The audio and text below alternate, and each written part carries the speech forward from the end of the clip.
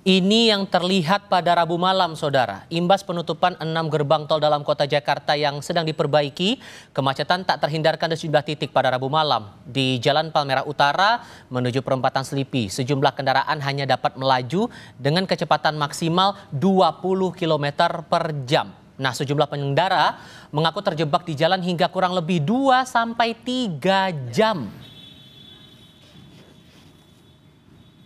Apakah kemacetan parah masih terjadi sore hingga menjelang malam ini? Akan disampaikan informasi pantauannya lewat laporan dari jurnalis Kompas TV Zefanya Situmeang dan Arif Rahman.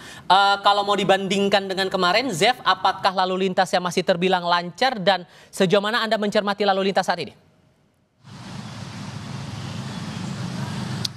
Ya Tifal, kalau kita bisa bandingkan dengan bagaimana kondisi arus lalu lintas Rabu malam kemarin, nampaknya hari ini berbeda begitu ya. Meskipun kalau hari ini, kalau kita lihat ini sekitar pukul 6 sore, ini artinya aktivitas jam pulang kerja, orang keluar kantor ini arus kendaraan ini juga akan semakin ramai begitu ya. Nah, akan kami perlihatkan seperti apa kondisi terkininya. Ini kami melaporkan dari depan gerbang tol Semanggi 1.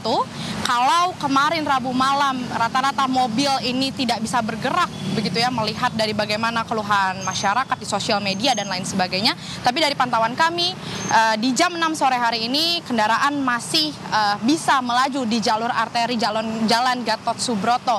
Ini kurang lebih mungkin kecepatannya sekitar 20 sampai dengan 40 km per jam begitu ya, tidak stuck tapi masih bisa bergerak. Tapi memang yang menjadi sorotan ini adalah antrean untuk yang mau masuk ke tol dalam kota melalui gerbang tol Semanggi 1. Ini terlihat memang antreannya mengular cukup panjang begitu karena hanya satu gardu tol saja yang dibuka, seperti yang sudah Anda sampaikan tadi, ini dibuka parsial. Yang dimana hari sebelumnya ini beberapa gerbang tol ini harus ditutup total sementara, tapi melihat bagaimana imbas kemarin pada akhirnya Jasa Marga ini memberlakukan pembukaan gerbang tol secara parsial. Tapi memang untuk gerbang tol Pejompongan dan juga Selipi 2, tadi kalau dari pantauan kami juga gerbang tol Pejompongan ini masih ditutup secara total begitu ya, sehingga memang untuk Anda yang mau mengarah ke Cawang, kemudian ke arah Kalimalang begitu ya, dari arah Tomang, Selipi menuju ke Cawang ataupun arah sebaliknya, ini memang Anda bisa memanfaatkan masuk melalui gerbang tol Semanggi 1. Agar penumpukan tidak terjadi di gerbang tol Semanggi 1, gerbang tol Semanggi 2 ini juga dibuka parsial, di mana dibantu dengan mobile reader yang berjalan untuk melakukan proses transaksi tap-in begitu. Sementara demikian Tifal, karena seperti yang dari informasi yang sudah beredar juga, ini pembenaran atau perbaikan gerbang tol ini akan berlangsung hingga tanggal 10 Oktober mendatang.